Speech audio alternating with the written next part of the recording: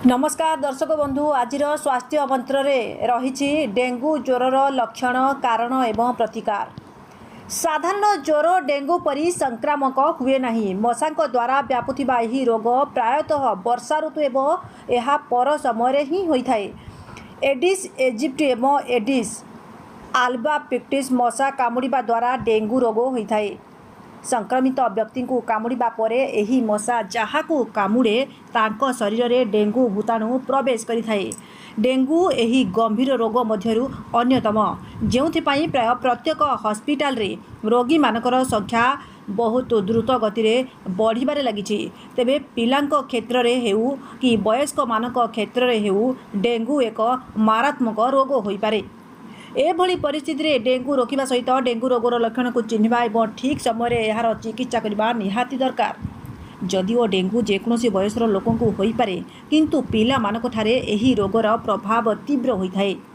Dengue रे platelet लगातार भावे कमिबा आरंभ करे जोपाई रोग सांघातिक हो जाए। डेंगू रोगर लक्षण साधारणतः 2 ରୁ 7 दिन पर्यंत रही थाए। पिला माने प्रायतः घर बाहर खेलिबाकू बाहर को जाइथांती, पार्क रे थिबा घास रे चली थांती। एभली परिस्थिति रे पिला माने सहजरे डेंगू रोगर शिकार होई पारंती। तेबे आसंतु जानिबा पिला मानक ठारे हेउ किंबा वयस्क ठारे डेंगू रोगर किछि लक्षण विषय। वयस्क मानक तुलना रे पिला मानक ठारे डेंगू रोगर लक्षण सामान्य रही थाए। दिन रे 4 ରୁ 5 थर एही ज्वर आसे। ज्वर सह भीषण हाड़ एवं गंठी बिंधा मध्य होई थाए। शिशु मानक ठारे डेंगू रोगर लक्षण भाइराल फ्लू सहित समान। देह हाथ दरज हेबा, पेट काटिबा, देहरे लाल लाल दाग देखादेबा, आखि भितरे जंत्रणा हेबा, मुंड बिंधा सह बेले बेले बांती मध्य होइथाए। एहा सह दुर्बल मध्य लागिथाए। तेबे डेंगू रोकिबा पई किछि प्रतिकार। डेंगू रक्षा पाइबा पई वर्षा ऋतुरे पिलामानकू घरु बाहर को छाड़ंतु नाही।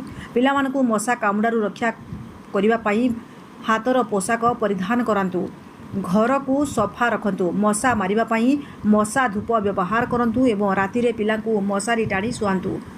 संध्यारे घरर समस्त झरका एवं कबाट बंद रखंतु। अत्यधिक परिमाणर पानी पियंतु। विटामिन युक्त खाद्य फल और पनीपरिबा अधिक मात्रा रे खांतु।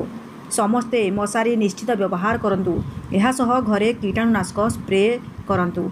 जदि शिशुको ठारे कोनोसी लक्षण देखा जाए ताहा हेले तुरंत डाक्तरंक सह परामर्श करंतु। Bureau report news SN Odia.